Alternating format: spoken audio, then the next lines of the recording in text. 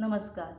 काव्ययोग काव्यसंस्था पुणे आयोजित महाराष्ट्राचा लाडका कवी व्हिडिओ काव्यवाचन स्पर्धेत मी सौ सविता उमेश पडगावकर राहणार परभणी आपल्यासमोर स्वरचित कविता सादर करत आहे. माझ्या कवितेचं नाव आहे पुन्हा एकदा.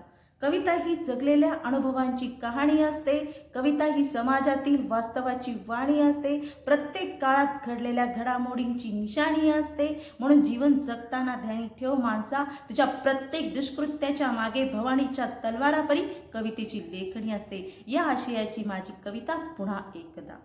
किती दुःख भोगले, किती खाव सोसले, स्वातंत्र्यात आज पुन्हा एकदा.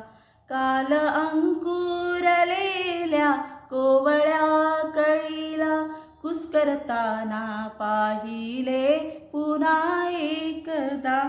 झाला पाहून जीव वेडा पिसा, हृदयी वनवा पेटला पुन्हा एकदा. गच्च माजलेले रान भस्मसात करण्या, जीव तडफडला पुन्हा एकदा. काय दोष तिचा क्रूरतेची सीमा, कशी गाठली ही पुन्हा एकदा. कथ वाटे आता स्त्री पुरुष समानता, व्यर्थ वाटे आता स्त्री पुरुष समानता. वागणुकीतून दिसावी पुन्हा एकदा. कठोर शासन व्हावे, ना कुणी धजावे, स्त्रीस हात लावण्या पुन्हा एकदा. कली राक्षस मारण्या जगी अवतरावी, स्त्री दुर्गा शक्ती बनूनी पुन्हा एकदा.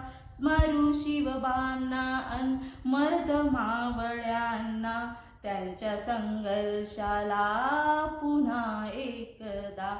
व्हावा हृदयातून आदरले की बाळींचा, स्त्रीचा सन्मानही पुन्हा एकदा. किती दुःख भोगले, किती घाव सोसले, स्वातंत्र्यात आज पुन्हा एकदा.